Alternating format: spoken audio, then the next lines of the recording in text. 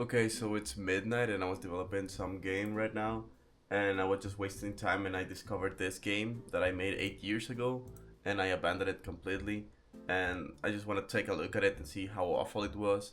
I'm not saying it was specifically awful because I think none of my games are really that good, to be honest, but I think we can like still go down memory lane and figure some stuff out. I saved this game in Google Drive instead of Git because I was just like my first semester in college and I didn't really know how to use Git. And so yeah, it was an awful way to save it, though I've seen some people on Reddit still save it like this and they get all angry when they lose all of their stuff. Really, like if you're starting out game development, it's not that hard to make a Git repository. Just do it. It really doesn't take that much skill. This is the game. It's very simple. You just click around and avoid obstacles. And I think it's fine. I did like 100 levels now that I think about it. And I remember I sent it off to like 5 friends and only one of them tested it out. And yeah, I think he didn't tell me if it was any good. I don't think it was. At least it helped me figure out how much the player dies, like an average player dies at each level and such, and how much they took to finish up the game. And of course, like as you can see, the graphics are pretty bad, but it's just a gray box, so I don't waste time making cool graphics for something that was not gonna be final. And I think it was a very wise choice for somebody that was just starting out college, to be honest. Yeah, the game was pretty simple, but the mechanics were kind of fun. As you can see, I added some camera shake because at the time I thought adding game feel was such a revolutionary idea to me that I just added it everywhere. And I think, to be honest, it did give it some punch to it, but like that's just basic stuff, and it wasn't a big deal. I can't even pass this level. Oh my god. I mean, it's okay. I've done worse things, well, in game development and in life, and like for somebody that was just starting out, it really wasn't that bad that as I remembered. So there were levels that were just like things like this, like the red things that just hurt you, and there are some blue things that make you bounce. Let me see if I can find it. Yeah, like this one. I think, to be honest, this looks and feels way more fun than I remember. The idea of me having like this part at the top being like empty is that a story was gonna occur at the top and you can see it happen. I don't know if it was too distracting or if it was okay. I don't know. I didn't even do it. I think. Well, I had like an intro because I was starting to make it a real game before I gave up on it. So let's see the story how it is. Okay.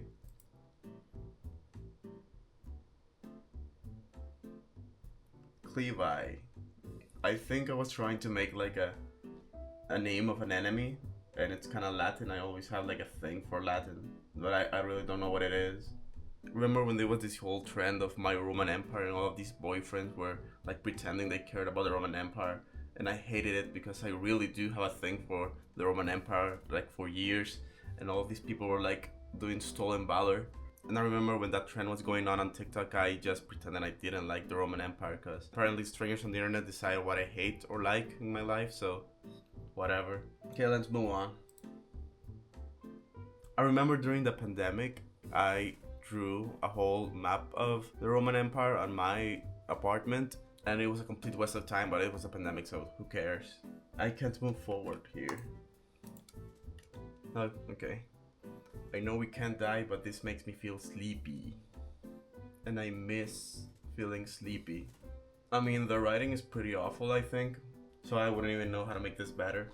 I remember this drawing, and this drawing was basically the style I created at the time, and it was pretty simple, and I never really learned how to draw characters other than this sort of stuff. So if you see my games, there's a game in MoBooKit that has characters similar to this, and it's all inspired by this because I can't really make any other face, but I think it looks good. I think you can tell it's a person, and I didn't really want it to look like very anime-ish, but I don't know, I think I got inspired by the eyes, by the old Dragon Ball eyes, and yeah, I'm just an empty object, okay?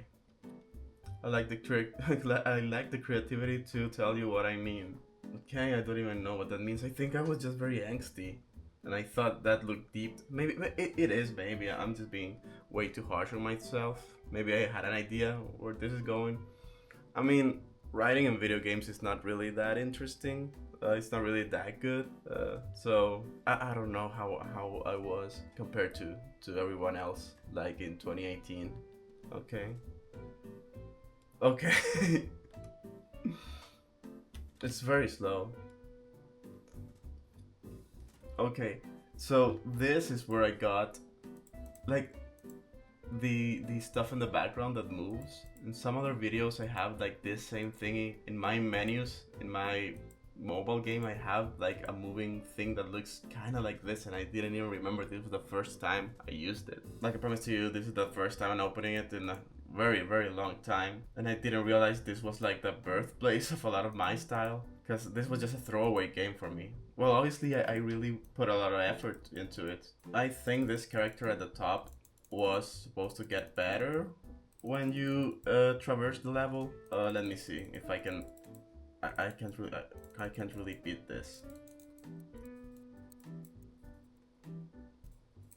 Okay, it didn't change. It didn't get better, but I don't know. It was okay, I think. I really am getting nostalgic a lot about the whole Unity thing. I abandoned Unity years ago because of that whole Unity fiasco that happened, and I started learning Godot. But Unity has always been a very bad company in terms of like very pricey and stuff. I remember I couldn't even have this dark theme that you can only have with a paid version. Also, before AI games propped up, there was this whole Unity splash screen that basically was a signal to everyone else that this is a bad game back in the day, because a lot of people made games by using the free version of Unity and they were pretty bad, a lot of them. Not all of them, of course. And it basically became a badge of shame for a lot of developers. Unity eventually took it out, but I was not using Unity by that time, so I didn't even care. I really made a lot of levels, more than I thought I did. I have to play them all over again to see if they're worth rescuing, because I think it was fun, to be honest. It was okay. I know it kind of changed my mind in the middle of this video, but I think it was okay. Let's take a look at that code right now to see how it is. Okay, so this looks pretty simple. It's okay. It's very short. It's a very short script. I'm making a lot of variables in Spanish and English, and that's not a thing you do. I don't remember why I even did that, because I think in university they also taught me to just use English names, so I don't even know why I did it. But it looks like very noobish. I'm kind of getting very nostalgic for Unity, to be honest. I don't remember it being this simple. It's been years, I don't know, but I've learned a lot of stuff, so I don't really care. I wish I had the other games to develop around this time, but I, of course, don't have them because I didn't know Git, of course. And to be honest, maybe this was the least interesting of the games I had. This was a very important game for me, I remember, because I wanted to make my first Steam game, and that's something I never even done to this point. I at least now finish my games. I have published a game in Android and Apple stores, so I have some meh games in itch.io. So yeah, I've grown a lot since then, but I really want a Steam game. And I think this is a good mechanic that I can finish eventually. I have to remake it again in Godot, because like I like Godot, and they're not gonna take a chunk out of my earnings if I want to sell it. Another reason I moved to Godot was because it's very lightweight. Unity is very heavy, and for a long time I had this awful computer that overheats a lot, and Godot is so lightweight and it's portable, and I think it's so good for anybody trying it out. There's some people that even develop in Godot on an Android phone. I don't know how they do it, I really don't know, but they do it. So Godot is better that way. It's more accessible, of course it is, and I think at this point it has just a better community than Unity. Still, if people want to actually work in the industry, I would recommend people learning to do games in Unity, because that's what the jobs are asking for. They're not asking for Godot, a lot of them. Like, some people are trying to say they do, but to be honest, like, most of the games are either in Unity or Unreal Engine. So if you want a job, do it in Unity, but I think Godot is great for anything else. I don't know, I don't really like to shit on Unity too much because it gave so much to me. I think I actually learned how to program in Unity back when I was in school. So like I can't really put it against them a lot. Like, I hate it as a company and their decisions and whatever, but it was so good to me, and I think it's still a very excellent tool. And I think even though I'm a die-hard fan for Godot, Unity even though I'm not up to date with whatever they're doing, I think they were still a very, very strong tool, and there's a reason why it's too heavy. But for a game as simple as this one, it wasn't really the right tool for it, let's say. There's a lot of things that Unity does that Godot doesn't. Like, there are these things that I just remember, this, gizmos, I think they're called. But there's no way for me to do it in Godot. I know there might be one, but it's not as accessible as these ones were in Unity, I remember. And these were so good, I remember. Also, the thing I miss the most about Unity is the... I don't remember this level at all. This looks interesting, I think. I was kind of inspired by Toho, I remember, because the bullets did like weird, strange shapes, and I really liked it. I think like this whole game, like I know it looks too simple, but I'm more impressed by it, to be honest, than I thought I was gonna be. Well, what I was saying is that thing that I miss the most about Unity is this: that while the game is playing, I can check the editor out and move different things.